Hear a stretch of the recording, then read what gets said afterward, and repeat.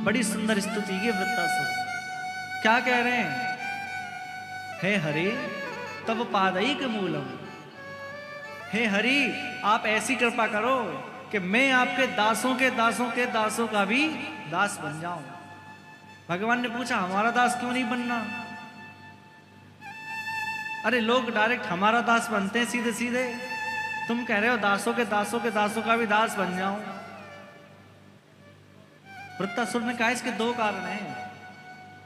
पहला, भगवान मैंने देख लिया जब ग्राह ने गज का पैर पकड़ा था ना, आपने सुना है ना, हाथी का पैर पकड़ लिया था मकर ने, तो मैंने सुना है कि जब आप उसका उद्धार करने आए तो पहले गज का उद्धार नहीं किया, पहले ग्राह का उद्धार किया। इसलिए मैं समझ गया कि आप पैर पकड़ने वालों का पहले उद्धार करते हैं, इसलिए दासानुदासो भवितास में मुझे दासों के दास बना दीजिए। और दूसरा कारण, जैसे कोई पिताजी होते हैं, उनको जितना अपना पुत्र प्रिय होता है ना,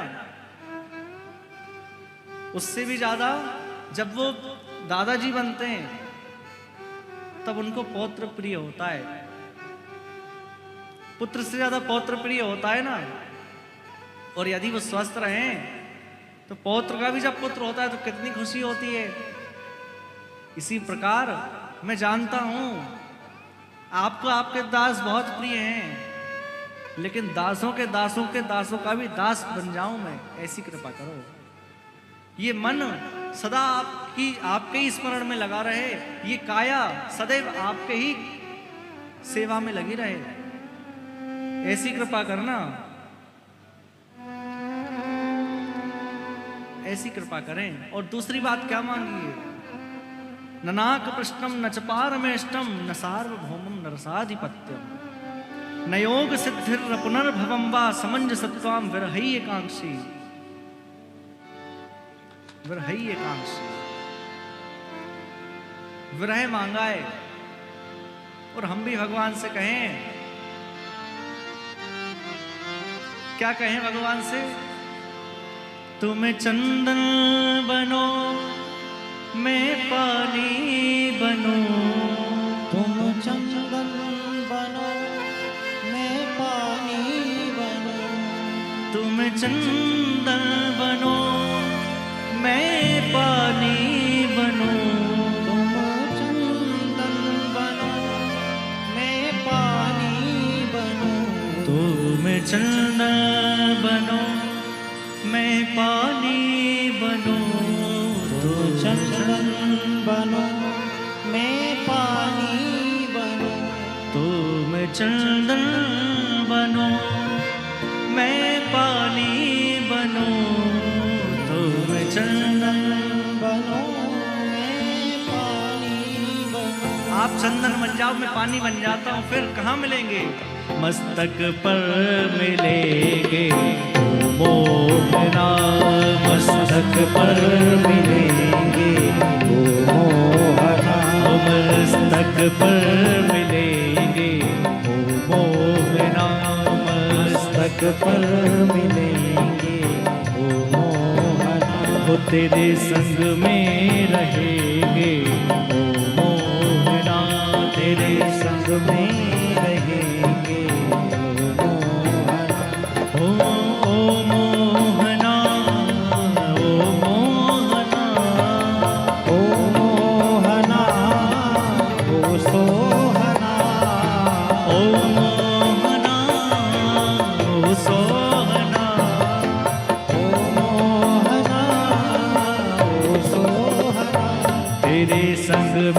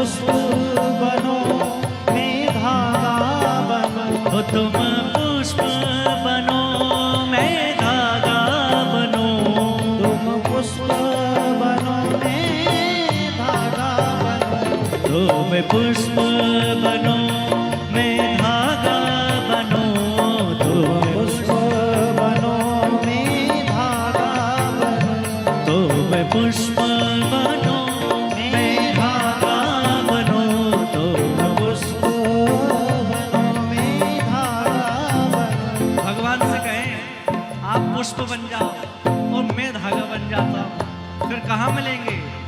माला में मिलेंगे ओ मोहना, माला में मिलेंगे ओ मोहना तेरे संग में रहेंगे राधा रमण लाल, तेरे संग में रहेंगे राधा रमण लाल ओ राधा रमण लाल, राधा रमण लाल, राधा रमण लाल राधा रमण लाल राधा रमण लाल, राधा रमण लाल,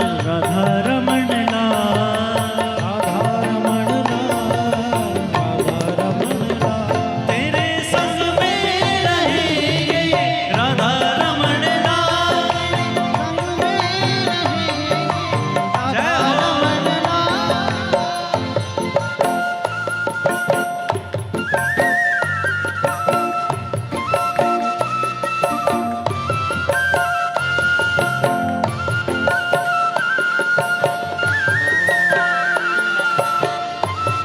ताली बजाते हुए जय हो।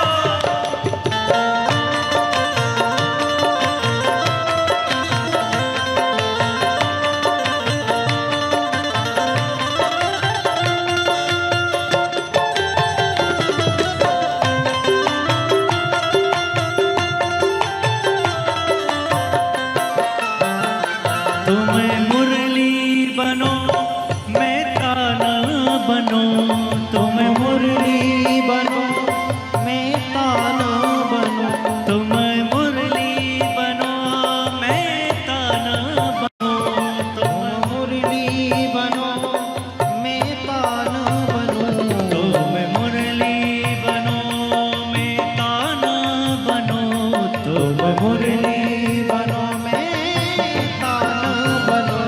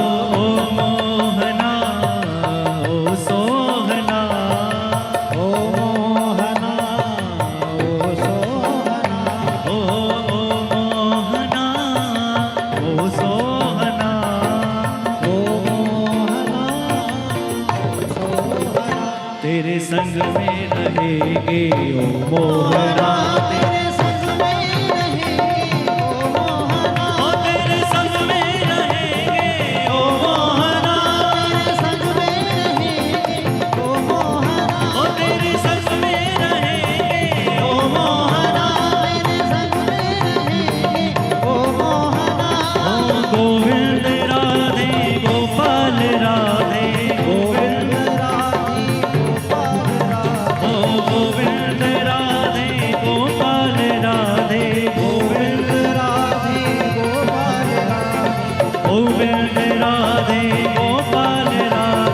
गोविंद राधे गोपाल राधे गोविंद राधे गोपाल राधे गोविंद राधे गोपाल राधे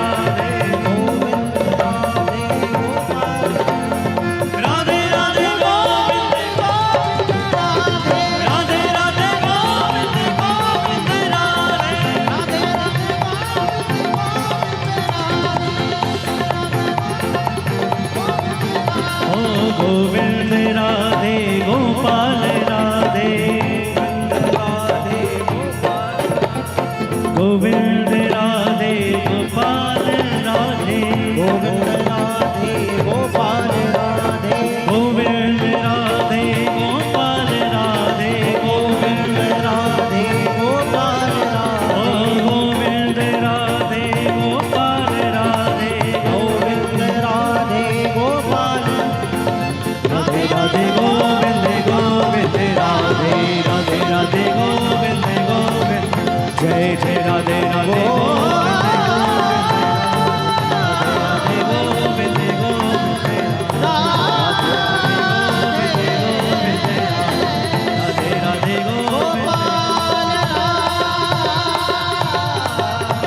राधे गोविंद राधे राधे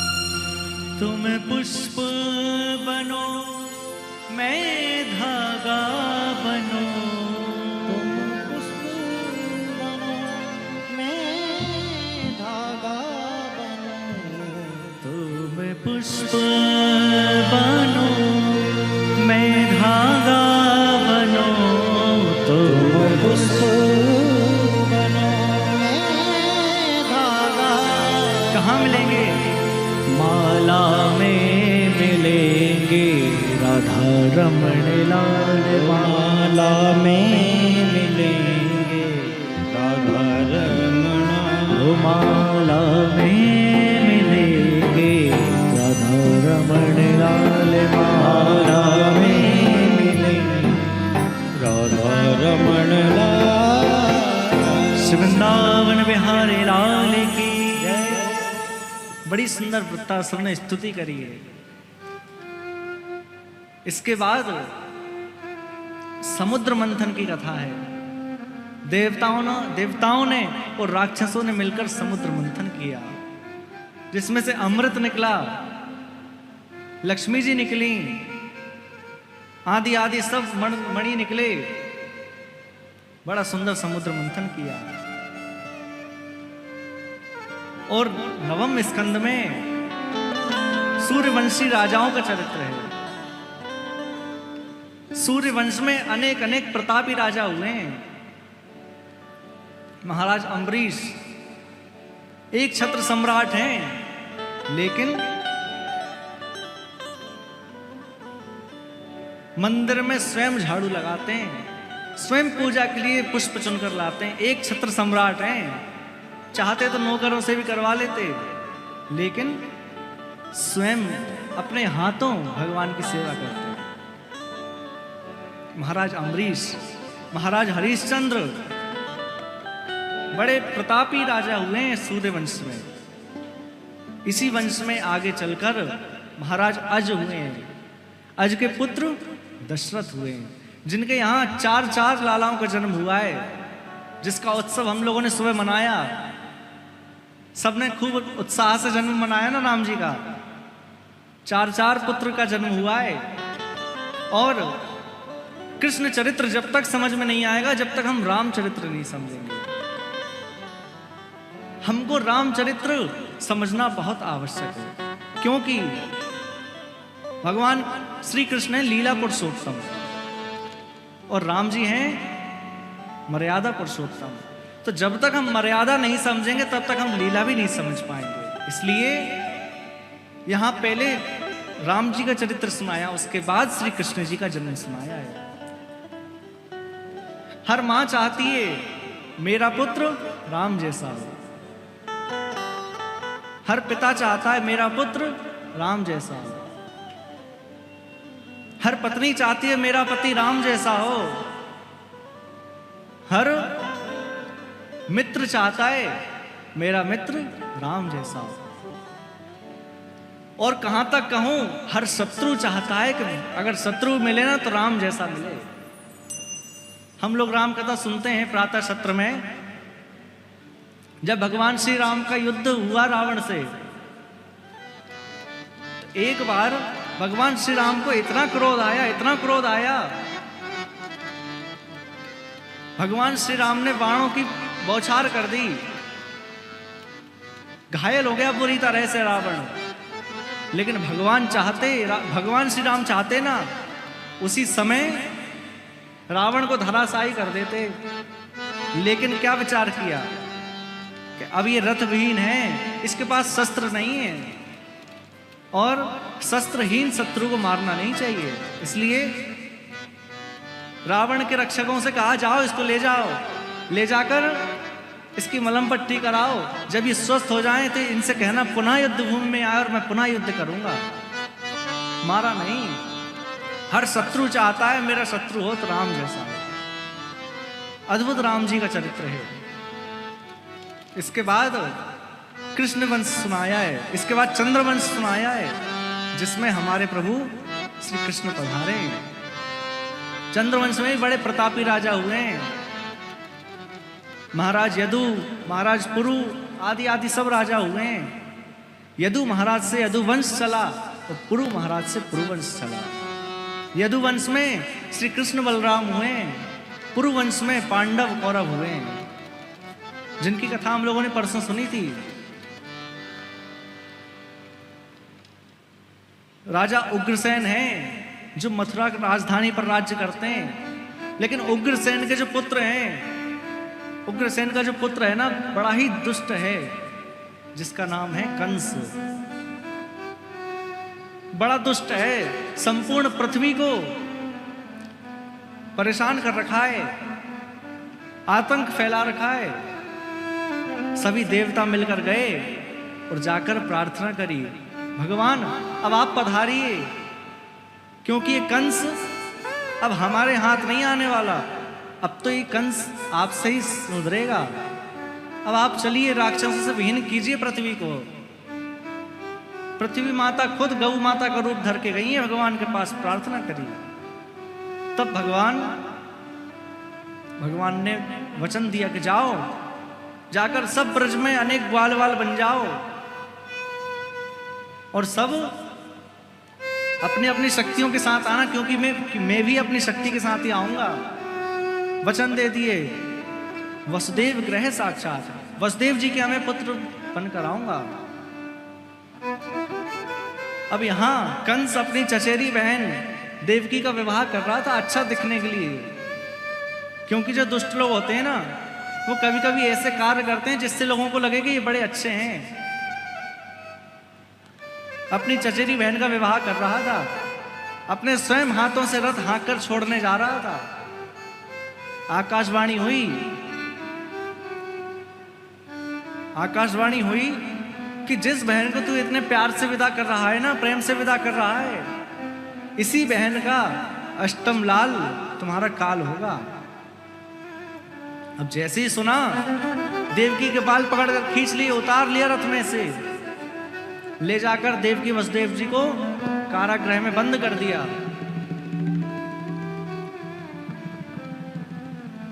पहला पुत्र हुआ, कंस ने सोचा कि आकाशवाणी ने तो 8वें पुत्र का कहा है, इसको छोड़ देता हूं।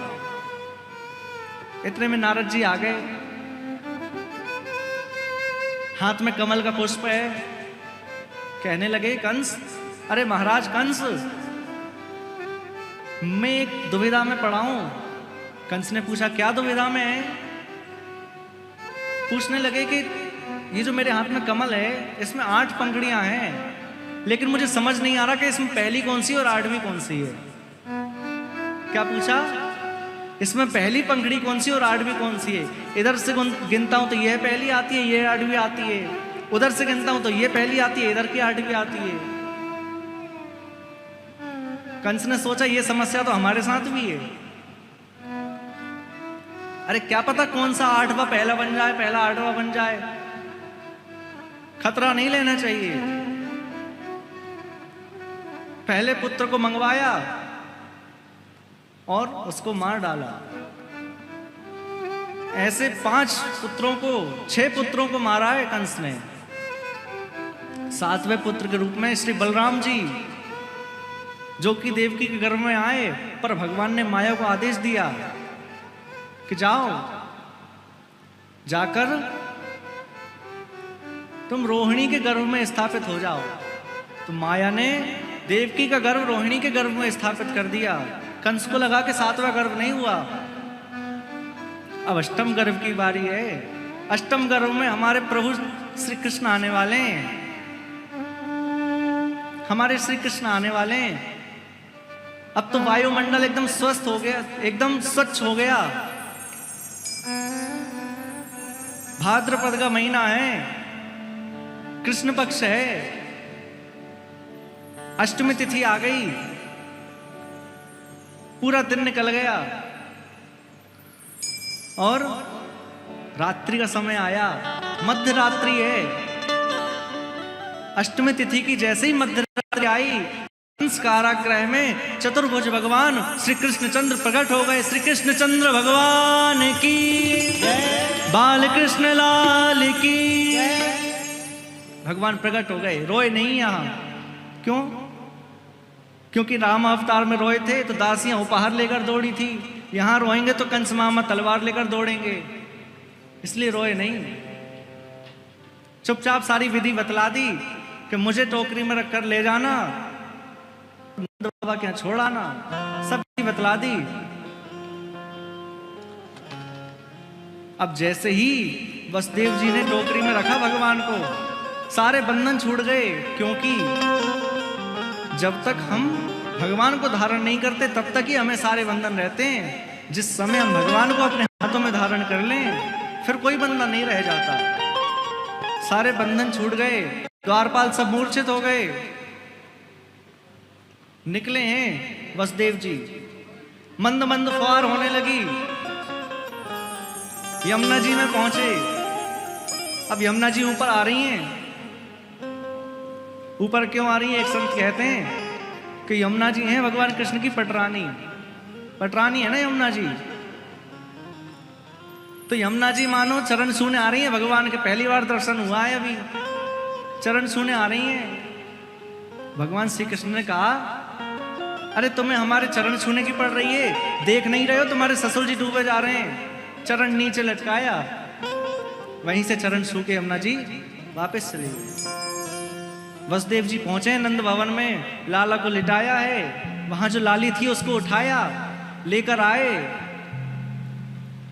और यहां जैसे ही कंस को पता चला कि 8वीं तो लाली हुई है, सोचा कि रिस्क नहीं लेनी चाहिए। तुरंत लाली को लिया और जैसे ही पछाड़ना चाहा, वह लाली तो आकाश में उड़ गई। कहने लगी, अरे मुझे क्या मारेगा, तेरे मारने वाला तो कहीं जन्म ले चुका है। कहकर उड़ गई। अब कंस परेशान। कंस को छोड़े अपनी स्थिति में, हम चले नंद भवन। बड़ा सुंदर उत्सव मन रहा है।